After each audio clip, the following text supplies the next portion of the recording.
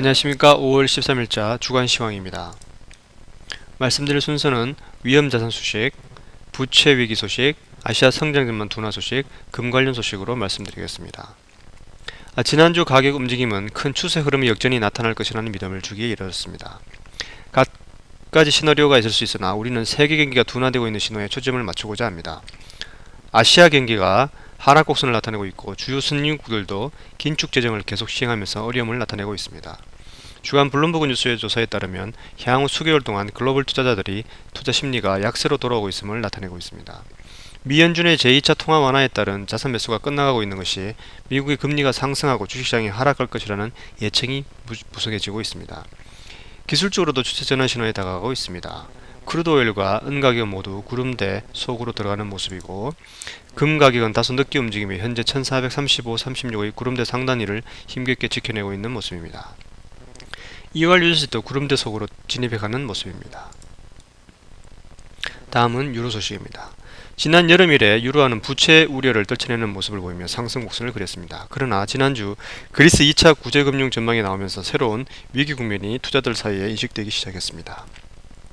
시장은 부채 우려를 가격에 반영하기 시작함에 따라 EOR USD가 1.50 수준으로 돌아갈 것으로 보이지는 않습니다.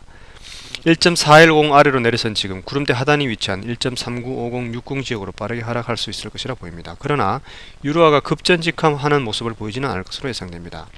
올해 말까지 ECB가 두 차례 더 금리 인상을 할 것으로 예상되기 때문입니다.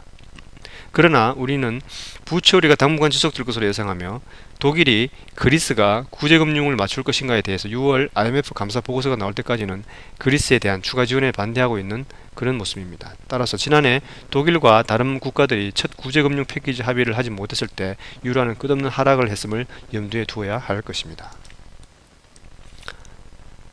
그리고 지난주 중국 인민은행은 지준율을 50bp 인상했습니다. 올해 다섯 번째로 지준율은 21%에 이르게 되었습니다.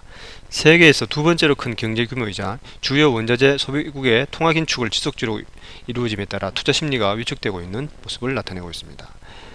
그리고 수요일에는 일본이 1분기 GDP를 발표합니다. 예상은 마이너스 0.5%로 전기에 마이너스 0.3%보다 더 위축될 것으로 보고 있습니다.